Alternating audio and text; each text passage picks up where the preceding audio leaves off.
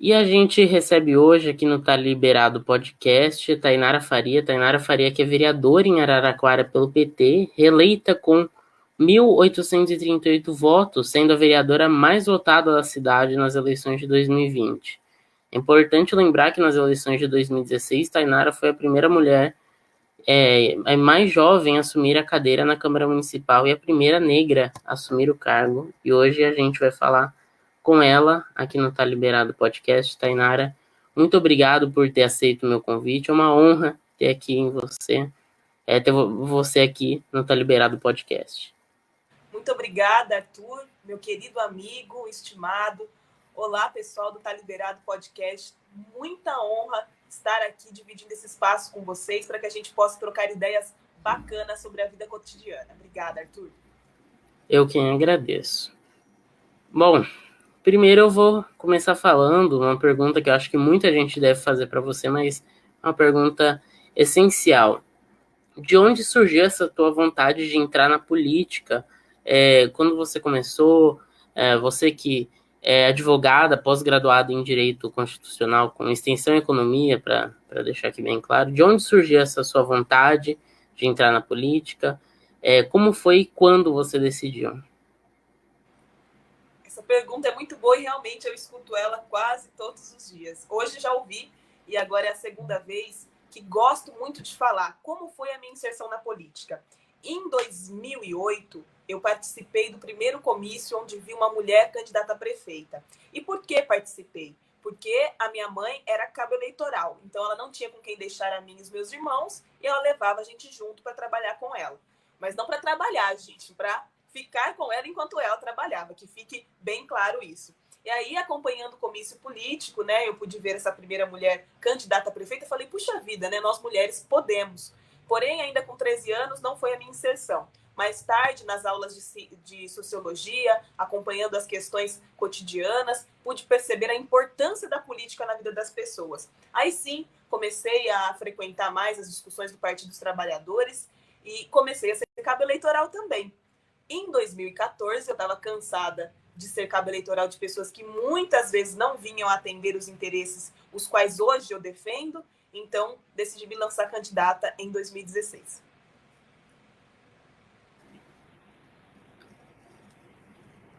Bom, e como é que foi você quando a sua primeira eleição, né? Como é que foi? Foi muito difícil, principalmente questões, às vezes, até de verba partidária. Eu queria já emendar nessa pergunta, de onde veio a sua ideia de filiar o Partido dos Trabalhadores, que é podemos dizer, que até o partido mais popular que a gente tem hoje aqui no Brasil. E foi muito difícil na sua primeira eleição, acho que até na segunda, enfrentar preconceitos, machismo, racismo, entre outros tipos de preconceitos? Pergunta muito maravilhosa, eu gosto muito de falar sobre isso, sim. O PT é o maior partido de esquerda da América Latina, né? Então eu tenho muita honra e orgulho de fazer parte. Tem seus defeitos, tem suas qualidades, assim como qualquer instituição que é composta por pessoas. Pessoas são falhas, logo partidos também serão. Bom, eu me aproximei do PT porque é o partido o qual defende mais os interesses da população em situação de vulnerabilidade. Então, eu digo que sou filha dos projetos sociais do PT. Fiz faculdade pelo ProUni. Minha mãe, em 2014 também, recebeu uma casa do Minha Casa Minha Vida. A gente então teve casa própria, minha mãe com Minha Casa Minha Vida. A gente começou a comer carne com o Bolsa Família. Então, esses programas sociais do PT foram extremamente importantes na minha vida. Então, não tinha como eu escolher outro partido para militar e para atuar. Porém, foi muito difícil, primeiro, pelos preconceitos da sociedade em relação à mulher preta, jovem, bissexual, tudo isso foi muito difícil em 2016. Além de que a gente tinha acabado de passar pelo impeachment da presidenta Dilma, o golpe que ela sofreu em 2016, então a mulher na política estava realmente em baixa. E mais ainda pelo PT, que tem todo o preconceito social, que tem todo o preconceito da mídia e os ataques que o PT sofre diariamente. Então as pessoas às vezes falam, eu vou votar em você, mas eu não estou votando no PT, viu? Mas está votando no PT sim, porque antes de ser Tainara, eu sou Partido dos Trabalhadores, porque no Brasil não tem como você se candidatar sozinho. Você precisa estar num partido. Então não adianta. A cadeira que tem hoje é do partido. Se eu cometer algum ato infracional, se eu vier a infringir o estatuto do partido ou as normas previstas constitucionalmente, eu perco e quem assume é o meu suplente, porque não é meu, é do partido.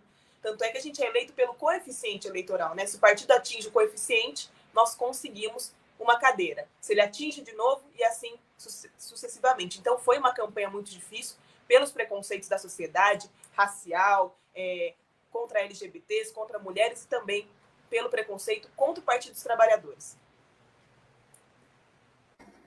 Bom, já emendando nesse assunto, os principais temas do seu mandato de 2016 a 2020, do seu atual 2020 a 2025, são direitos sociais, mulheres, comunidade LGBTQIA+, comunidade negra, infância e juventude. Por que você escolheu esses temas? Esses temas a gente concordou em continuar cuidando, porque são temas importantes. Por quê? Essas pautas a quais foram mencionadas, nós temos pessoas que são consideradas minorias. Minorias em direito, pois são a maioria da população. Mulheres são a maioria da população, negros são a maioria da população. Então, a gente cuida de pautas em que as pessoas estão em desvantagem legislativa, por exemplo, com poucas leis de proteção de direitos, porque a Constituição prevê tratar desigualmente os desiguais na medida de suas desigualdades, para a gente conseguir atingir a equidade. Equidade que é diferente de igualdade, que é exatamente isso que eu acabei de dizer, né? Dar mais para quem tem menos, para que todos possam ter igualmente. E aí, nós elencamos esses temas, porém, nós estamos completamente alinhados com os Objetivos de Desenvolvimento Sustentáveis da ONU, né? Que fala sobre a Agenda 2030, sobre cidades mais humanas, desenvolvimento urbano sustentável, combate à violência contra meninas e mulheres, educação de qualidade em todas as idades. Então, são estes objetivos que balizam todo o nosso mandato. Nós fazemos ações sempre nesta perspectiva. Bom, eu queria perguntar para você como você define o seu primeiro mandato. Foram aí 4 anos de muita luta, muita batalha. Acho que foi no seu mandato, no seu primeiro mandato, que você foi aí reconhecida pela cidade, pela região e assim por todo o Brasil. Como você define o seu primeiro mandato? Você acha que faltou alguma coisa ou algumas coisas? Você pode citar o quê? Enfim. Perfeito, Arthur. A pergunta é muito boa. Eu primeiro considero que o nosso mandato foi classificado pela população como melhor. Não tem outra palavra. Por quê? É arrogância? Não é.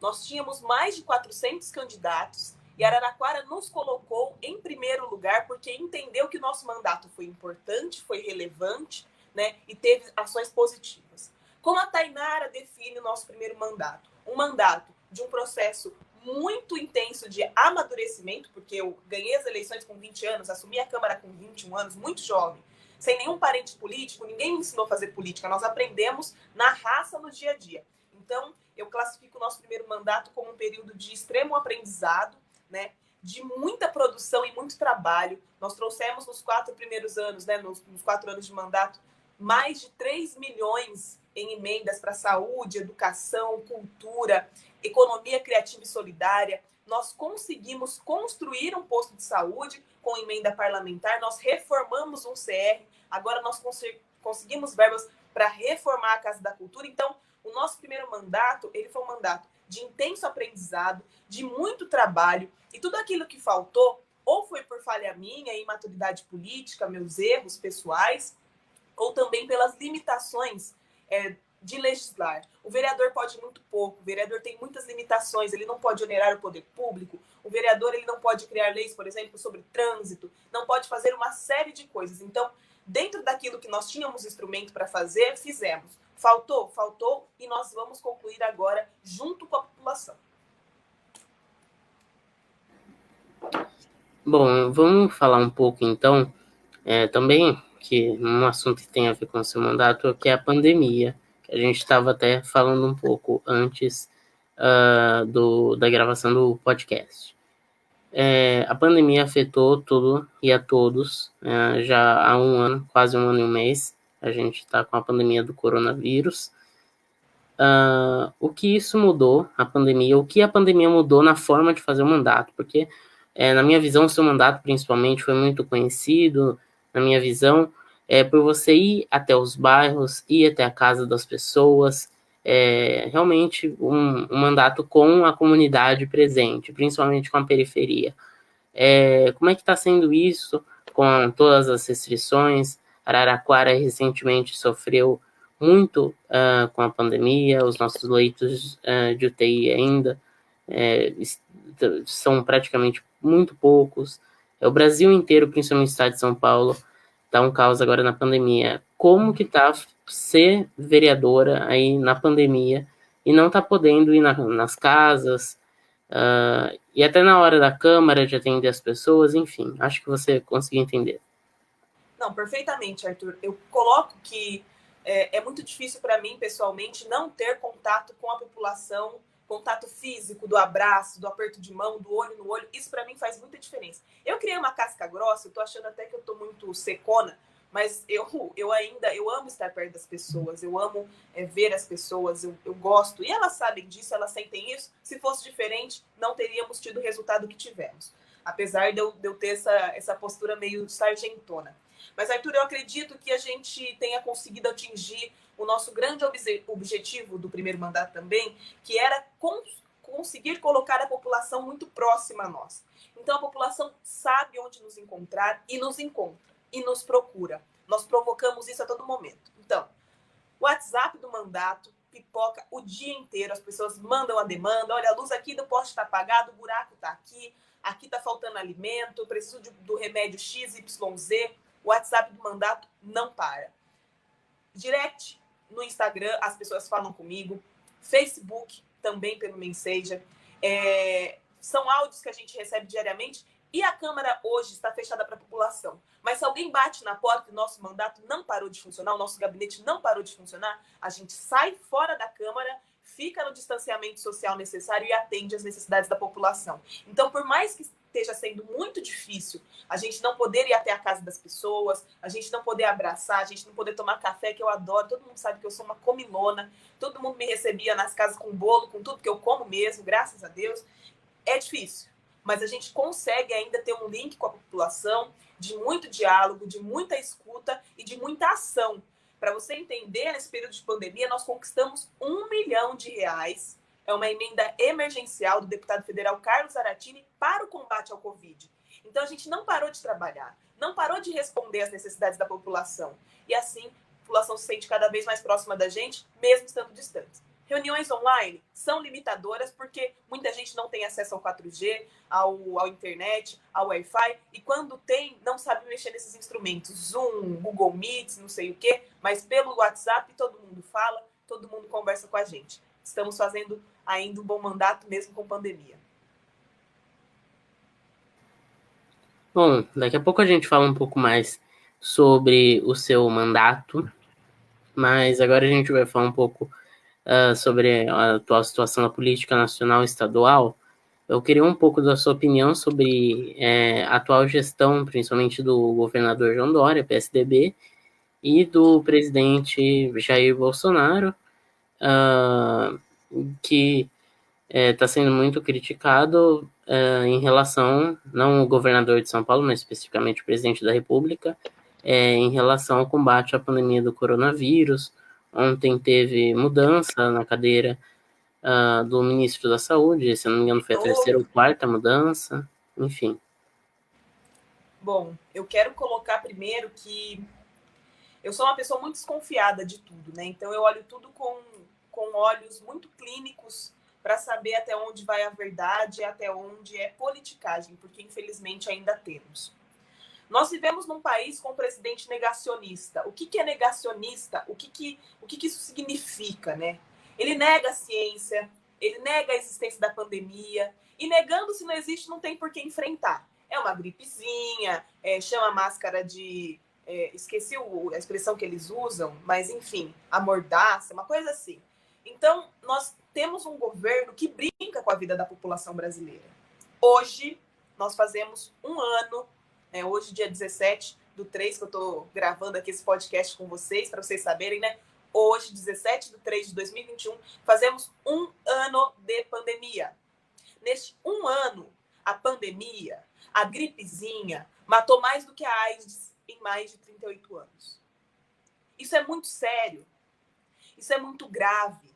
Em um ano, essa pandemia matou mais pessoas do que a AIDS em mais de 30 anos. Então, assim, nós temos que, lógico, considerando que depois que descobriu o tratamento e a vacina, o que está em jogo?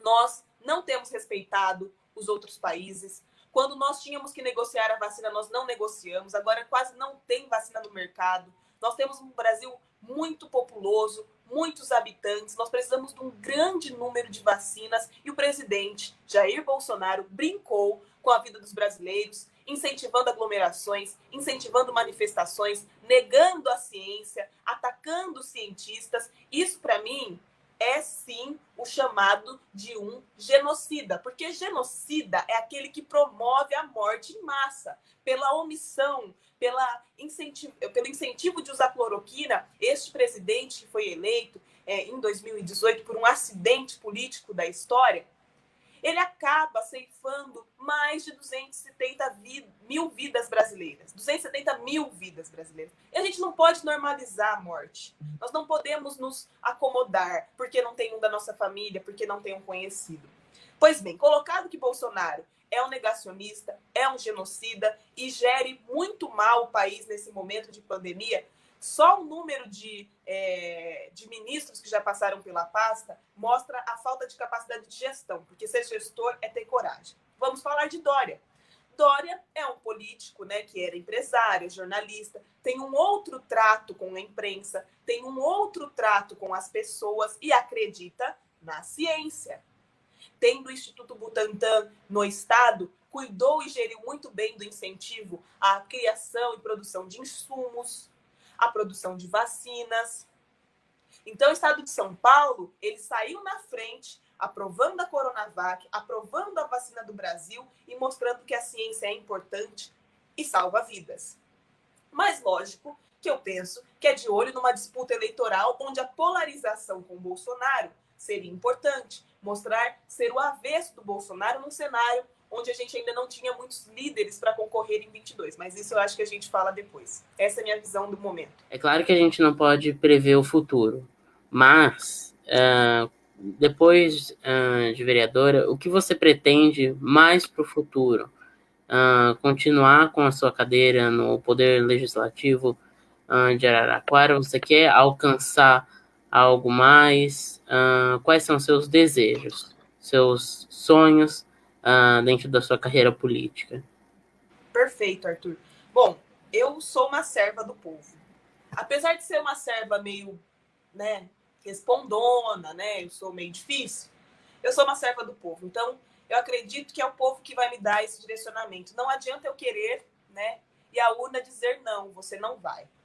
Então, eu pretendo continuar colocando as minhas ideias, o meu intelecto, o meu estudo, a minha dedicação à disposição do povo, né? Não pretendo colocar o meu intelecto, meu corpo, minhas ideias à disposição novamente para o Legislativo Municipal. Por quê? Nós precisamos viver o nosso discurso. Então, se eu acredito na renovação de ideias, se eu acredito na transição de poder, na troca, na alternância de poder, eu preciso me tirar de cena. 2 mandatos são mais do que o suficiente para contribuir numa cadeira que é tão limitante para os políticos. A cadeira de vereador, ela limita de legislar, ela limita de produzir. Eu não tenho emenda impositiva, por exemplo. Eu não posso falar assim, olha, prefeito, vai fazer isso e pronto, né? Não tenho essa autonomia. Eu tenho que buscar uma emenda com o deputado e negociar com o prefeito para que aquilo que eu pensei construir com o povo seja efetivado. Então, para o Legislativo Municipal, eu não pretendo concorrer. Para dar espaço para novas ideias, novas cabeças, novas pessoas. Outra, porque acredito que já contribuí, né, e tenho encerrado um ciclo de contribuições nesta cadeira. Para o futuro, penso sim em me colocar à disposição das pessoas para que eu possa contribuir em outros lugares. Mas agora a minha preocupação é entregar um bom mandato e honrar aquilo que a população confiou a mim em 2020, né, nas urnas, pedindo para que eu voltasse para a Câmara Municipal. Bom, e voltando a falar um pouco do seu mandato, o seu segundo mandato, agora de 2021 a 2025, mal começou, porém, principalmente quem te acompanha nas redes sociais, tem toda a prestação de contas, né, e pode ver tudo que você faz. Você poderia dizer um pouquinho para o pessoal, nesse início de mandato, algumas dos projetos, das coisas que você já fez pelo nosso município? Perfeito. Nesses 3 primeiros meses, né, de mandato, para além de atender o arroz com feijão, e arroz com feijão é o básico, é a base, né, aquilo que as pessoas precisam corriqueiramente. Então, estou com falta de alimento, a gente encaminha para o desenvolvimento e assistência social. Aqui na frente tem um buraco, tem entulho, tem mato alto. A gente encaminha para a Secretaria de Obras e Serviços. Então, além desse arroz com feijão, que é corriqueiro, que é do dia a dia, nós, como eu disse anteriormente, já trouxemos 1 milhão para o combate ao Covid, que ajudou em toda a estruturação da rede que atende o povo pelo SUS.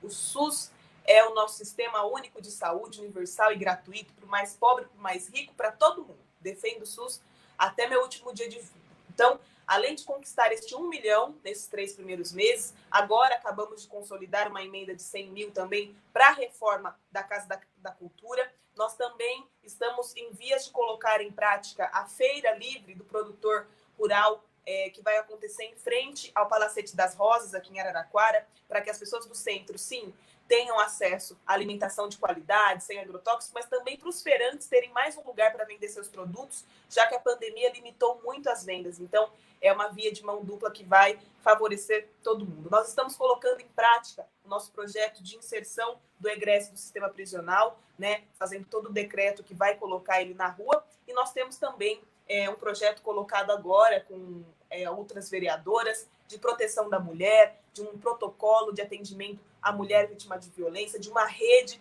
que atenda as mulheres, várias indicações ao Poder Executivo, além de, né, o nosso próximo projeto protocolado, que é a Semana da Mobilidade Urbana. Nossa cidade está crescendo e nós precisamos planejar o trânsito, nós precisamos planejar as relações humanas com os automóveis, com tudo aquilo que diz respeito à cidade. Então, essas são nossas primeiras ações aí dos 3 primeiros meses, eu não esqueci nada. Bom, uma coisa que você citou é seu projeto com outros vereadores. Eu queria perguntar um pouco sobre a sua relação com outros vereadores, até de outros partidos, porque a gente vê muito, até no cenário político mais estadual, nacional. Bom, a gente tem o caso da deputada Isa Pena, né? Do assédio que aconteceu na Lesp, né, Isa Pena se não me engano, do PSOL, que a relação geralmente do pessoal de direita e de esquerda não é muito bem. Como você lidar com vereadores de outros partidos, muitas vezes não aliados, enfim? Muito bom. Eu sou da RAPS, né, eu sou líder RAPS, que é a Rede de Ação Política pela Sustentabilidade. E na RAPS, um dos processos de seleção, ele diz respeito à amizade cívica. O que é a amizade cívica? É você saber lidar com o diferente, é você saber sentar na mesma mesa, no meu caso, do PSL, do MDB, do Democratas, sem sair todo mundo ferido, machucado ou pior. Então, esses princípios, né, que a RAPS trouxe, que já tinham em mim, mas ela trouxe como um compromisso do nosso mandato, da nossa vida política, fez com que eu tivesse uma boa relação, né, uma relação diplomática com os meus pares. Não que eu sou amiga deles, não que eu vou na casa deles e frequento e amo de paixão. Não é isso. É que a gente precisa ter muito respeito aos diferentes líderes da cidade, que representam parcelas da sociedade, que têm ideias diferentes da minha, mas que são ideias de uma boa parte da população. Então, eu tenho que respeitar e respeito. convivo bem na medida do possível. E essa legislatura ela é bem menos machista, ela é bem menos LGBTfóbica. Racista não é menos racista, não. Mas ela é menos machista e tem menos casos de assédio nessa. Mas também são só 3 meses, eu não posso falar muito ainda sobre isso. Mas respeito os vereadores, porque são pessoas eleitas legitimamente pela população araraquarense, por isso convivo bem com eles. Bom, vamos falar agora um pouco, voltando a falar da política nacional. Eu sei, todo mundo que está nos ouvindo aqui ou nos assistindo pelo YouTube sabe que a decisão se não me engano, do STF, agora Lula está elegível. Amém? Amém! Deixa eu dizer um amém. Eu queria perguntar um pouco sobre não só a sua relação com Lula, mas a sua opinião sobre ele ser inocentado, né, pelo Supremo, e quais são suas expectativas para Lula nas eleições presidenciais de 2022, caso ele concorrer à cadeira de presidente da República. Lula esse ano me deu... Lula não, né? O Fachin me deu o melhor presente de Dia da Mulher, né? Que eu poderia imaginar, mas nem imaginei. Foi uma surpresa muito grata, muito feliz, né? E quando o Lula discursa no dia 10, nós vemos que é a pessoa mais preparada, mais competente para cuidar do povo brasileiro. Isso, sem dúvida alguma. Então, a minha expectativa, apesar de eu estar cheia de esperança, apesar de eu estar cheia de vontade de fazer campanha para o presidente Lula, muita vontade, eu tenho meus pés no chão. Eu sei que nós vivemos num país golpista, um país que é construído na base do golpe, na base do roubo das pessoas que são nativas desse país, na base da mentira, da enganação. Então, nós vemos que está se dissolvendo, está se diluindo toda a farsa que foi criada em torno do presidente Lula, da presidenta Dilma, que não cometeu crime de responsabilidade e que hoje nós vemos tantas denúncias contra o presidente que aí está, rachadinhas, são cheques, compras e compras de leite condensado. Só que um adendo, agora é o filho dele que parece, o filho mais novo, que tem 16 anos, que está envolvido numa empresa.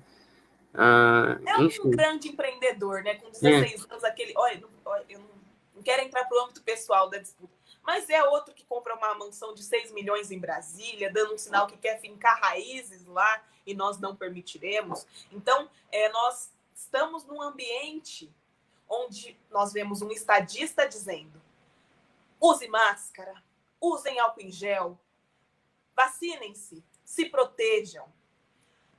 Por trás dessa fala ele está dizendo: eu me importo com vocês, eu amo vocês, por favor, se preservem. Que é Lula. Do outro lado, nós vemos, né, uma pessoa dizendo: é só uma gripezinha, é só um resfriadinho, se eu pegar eu não morro porque eu tenho histórico de atleta, é só velho que vai morrer, máscara é a mordaça, vamos fazer aglomeração, tomem cloroquina, façam tratamento. Tudo isso por trás está dizendo: morram, se explodam, eu não me importo com vocês e não quero me importar, porque, Arthur, eu vou te dizer uma coisa, eu sou formada em Direito, eu não sou médica, eu não sou da área das ciências biológicas. Matemática sei muito pouco, o essencial, porque economia também é uma ciência humana. Eu não sabia, por isso que eu fui fazer extensão em economia, viu, gente? Economia é uma ciência humana. Então, eu não me meto no assunto de biólogo, eu não me meto no assunto de médico, eu escuto bem quietinha, eles que estudaram anos e anos para isso, falo: não, isso me parece salutar. Porque de um lado estão umas pessoas falando: cebola e alho melhora a visão, cebola e alho ajuda a combater a pandemia, o Covid, gota de sangue de quem foi contaminado, uma barbaridade dessa. E do outro lado nós temos cientistas falando: com os anos de estudo, o plasma é isso, né, o insumo é isso, a vacina é assim que faz. Então não é difícil saber que lado que é o certo, não é difícil saber isso. Neste ambiente polarizado de disputa entre ciência e negacionismo, entre terra redonda e terra plana, entre vidas salvas e vidas ceifadas, é óbvio que o povo que não é burro fica com Lula. Eu desconfio até que quem xinga Lula nas redes sociais, na hora H, aperta 13. Porque sabe que é o melhor país, porque sabe que estava viajando para fora, que estava comprando dólar, que nossa moeda não era tão desvalorizada quanto é. Eu vi uma matéria ontem, Arthur, que diz que o pessoal do Paraguai está vindo fazer compra aqui para o Brasil porque a nossa moeda está desvalorizada. Exatamente, não é a primeira vez. Você imagina a situação que nosso país está? Então, eu acredito que para 2022, se nenhum golpe acontecer, se nenhuma armadilha, se nada de ruim que esse povo do mal possa bolar acontecer, nós teremos um grande candidato com grandes chances de ser eleito, né? E a possibilidade do país poder voltar a sorrir, do país poder voltar a se orgulhar de ser brasileiro, que é eleger o presidente Lula e votar 13. Bom, e com isso eu quero te agradecer mais uma vez por ter aceito o meu convite aqui para participar do Tá Liberado Podcast, falar um pouco para o pessoal como pode acompanhar o seu mandato, suas redes sociais, tem site também, né? Se a gente tem site, temos site. Se a gente tem... Foi isso, né, que você colocou? Sim. Muito bem. Temos site, temos Twitter, temos Instagram, temos Facebook, temos WhatsApp, temos tudo para ficar mais próximo da nossa população. Então, se querem nos achar, se querem nos encontrar pelo Facebook, @TainaraFaria13. Pelo Instagram, @TainaraFaria13. Quer procurar o nosso site, achar o nosso plano de legislatura? Foi o primeiro plano de legislatura que Araraquara já teve? www.tainarafaria.com.br. E agora eu estou preparando um canal quentinho para vocês lá no YouTube, com todos os meus vídeos, com todas as minhas falas, com tudo aquilo que eu proponho para Araraquara, no @TainaraFariaPT. Só me encontrar lá. Com isso eu quero te agradecer muito por ter aceito o meu convite. Espero ter você mais uma vez aqui no Tá Liberado Podcast e também em outros projetos que com certeza surgirão. Eu que quero agradecer o espaço, agradecer todo mundo que ficou até o final aqui ouvindo nosso bate-papo. Eu sou muito fã das suas empreitadas porque todas dão certo, todas são reais, de um futuro jornalista, que para mim já é jornalista, né? Mas com diploma, com tudo certo. Você é o futuro da nossa nação e me faz acreditar que nós teremos um jornalismo sério, de qualidade, desde o primeiro momento em que você coloca Arthur Gimenez, repórter mirim, até o seu diploma, até o seu doutorado, mestrado, o que você quiser fazer, eu tenho certeza que o jornalismo brasileiro, a informação brasileira é melhor com você, Arthur. Então, obrigada, me chame sempre, estarei sempre à disposição, com muita alegria, conversando com você e todos os seus seguidores e ouvintes. Eu quem agradeço. Vindo de você, eu fico até sem palavras. Muito obrigado por participar aqui do Tá Liberado Podcast. Sempre à disposição. Um beijo para vocês, gente. E o meu coração para vocês também.